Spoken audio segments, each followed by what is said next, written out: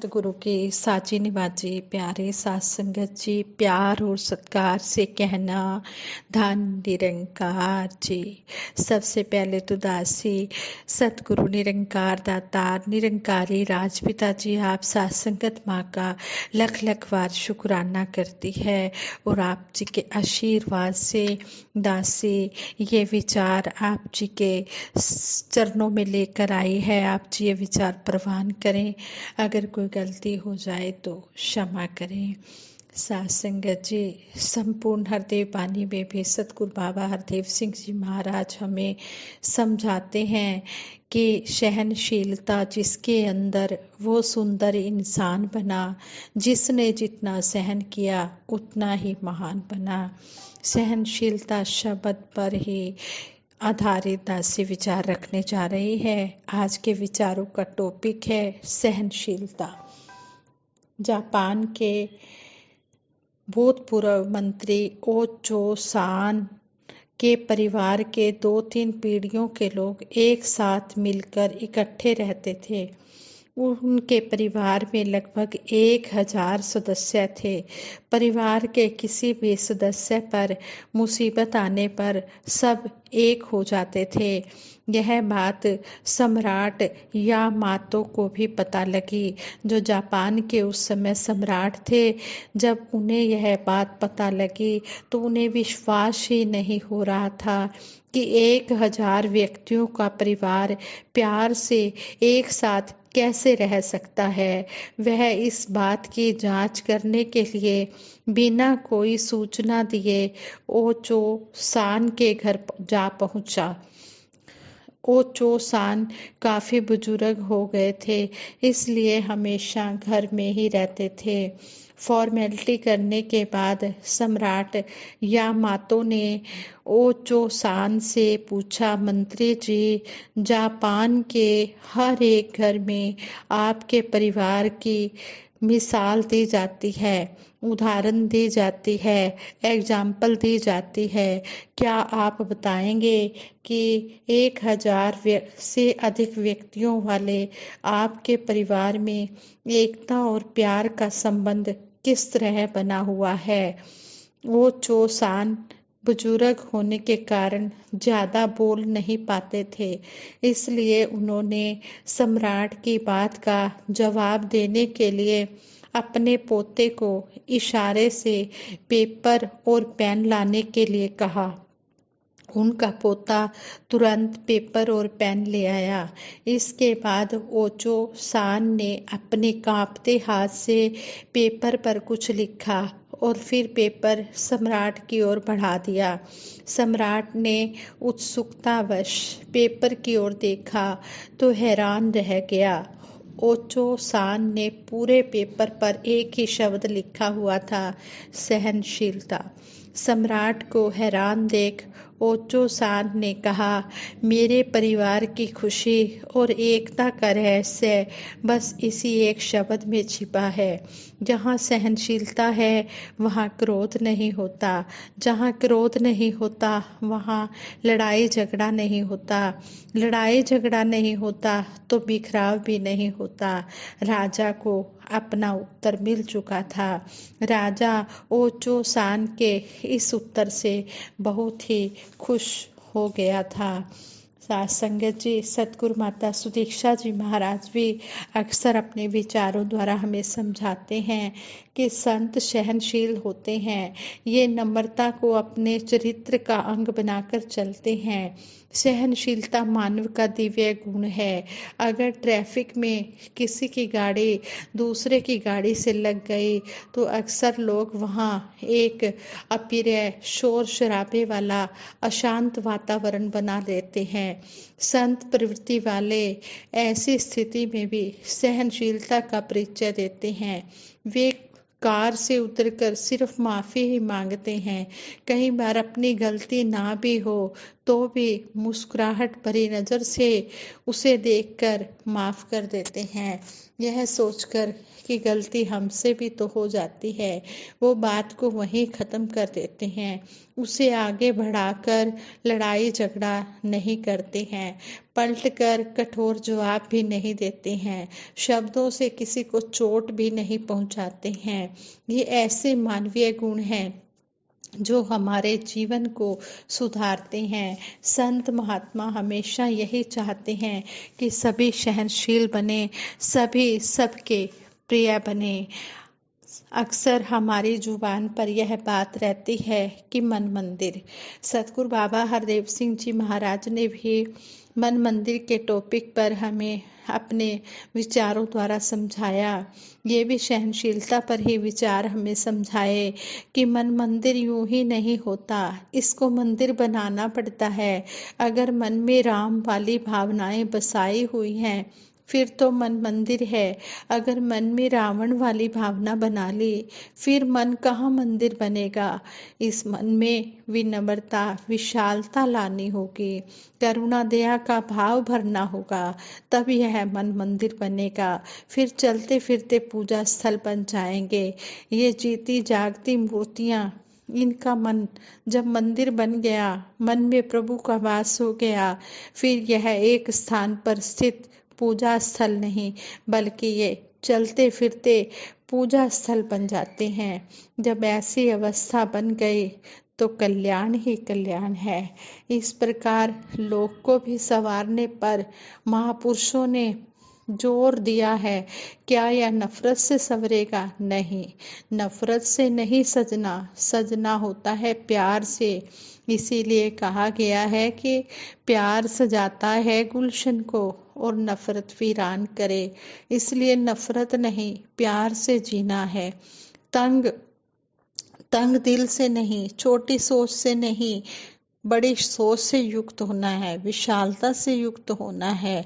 छोटी सोच तो ऐसी है, संकीर्ण सोच तो ऐसी है, नैरो माइंड तो ऐसी हैं जैसे एक गमले में हम पौधा लगा दें, अगर सोचें कि उससे हमें बहुत छाया मिल जाएगी, यह बहुत बड़ा पेड़ बन जाएगा, तो यह संभव नहीं है। वो गमले में है, जब तक वो छोटा सा ही रहेगा, जब तक वो गमले में है वो छोटा सा ही रहेगा।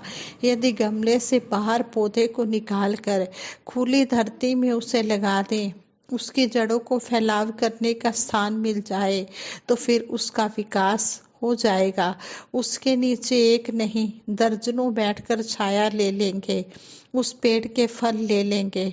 इसी प्रकार इस मन को भी विशाल बनाकर जीना महापुरुषों ने बताया है। मन को सहनशील बनाना है।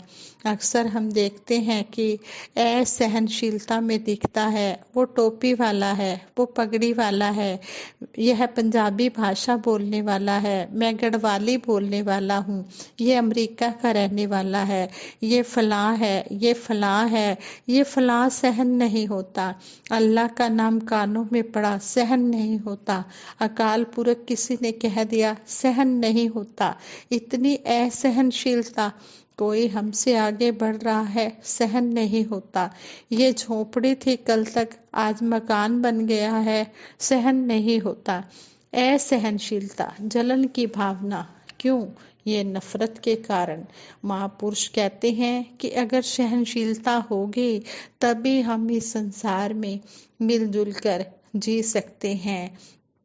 सहनशीलता के बारे में कहा है कि जिसके जीवन में सहनशीलता आ जाती है, वाकई ही उसकी शोभा न्यारी होती है। वो इस प्रकार इस धरती को सुंदर बनाने में योगदान देता है, वो खुद भी आनंद लेता चला जाता है। क्योंकि किसी की बातें सहन कर लेनी, जैसे कहा है खोद खाद धरती सहे, काट कूट बन रहा है। जब धरती को खोदा जाता है और उसमें जब बीज डाला जाता है, धरती खोदने को सहन कर लेती है। जब उस धरती पर खुदाई की जाती है तो धरती सब कुछ सहन कर लेती है, और जब सब कुछ सहन कर लेती है तो इस धरती पर कितने सुंदर सुंदर फूल लगते हैं, फल लगते हैं, पेड़ पौधे लग जाते हैं, फिर कितनी हरियाली आ जाती है। फिर कहा है कटु वचन साधु सहे, किसी और से सहे न जाए। इसी प्रकार कड़वे वचनों को संत महात्मा ही सहन कर सकते हैं, और कोई इन वचनों को सहन नहीं कर पाता। सहन करने के लिए बहुत बड़ा जिगरा चाहिए होता है। अनेकों समय आते हैं उतार चढ़ाव के जीवन में, उसको भी बर्दाश्त कर लेता है। क्यों? क्योंकि इस मालिक को कर्ता मानते हैं, इस निरंकार को कर्ता मानते हैं कि तू कर्ता है जगत का, तू सबका आधार। जब इस मालिक को कर्ता मानते हैं तो फिर सारी बातें बर्दाश्त हो जाती हैं। इस तरह नाना प्रकार के स्वरूप हैं सहनशीलता के अनेकों प्रकार के स्वरूप हैं। जब तक इंसान संतों महापुरुषों की संगत नहीं करता, सहनशीलता को समझ ही नहीं पाता है।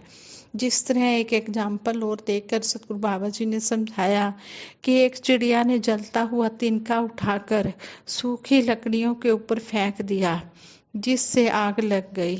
हवा के झोंके से आग फैलने लगी। एक और चिड़िया आई, उसने देखा आग फैलती जा रही है। उस चिड़िया के मन में भाव आग को बुझाने का।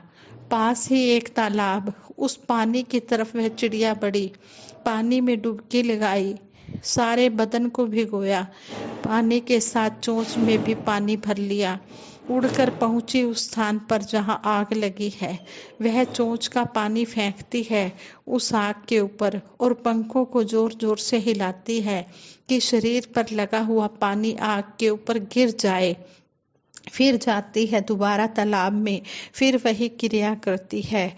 आग लगने का कारण बनने वाली चिड़िया उसका मजाक उड़ा रही है, कह रही है मूर्ख, इस तरह क्या तू आग बुझा लेगी? वह चिड़िया कहती है नहीं, जितना मैं कर सकती हूँ उतना तो मैं करूँगी, जितना कुछ कर सकती हूँ कर रही हूँ और करूँगी, लेकिन इससे ज़्यादा मुझे इस बात की खुशी है कि जब भी जिक्र होगा मेरा, आग बुझाने वालों में ही जिक्र होगा। कहने का भाव यही है कि आग लगाने वाले संसार में भरे पड़े हैं।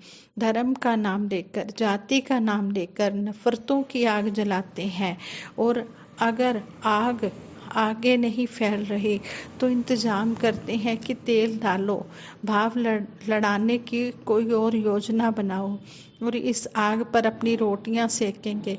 इस तरह संसार के चलन है।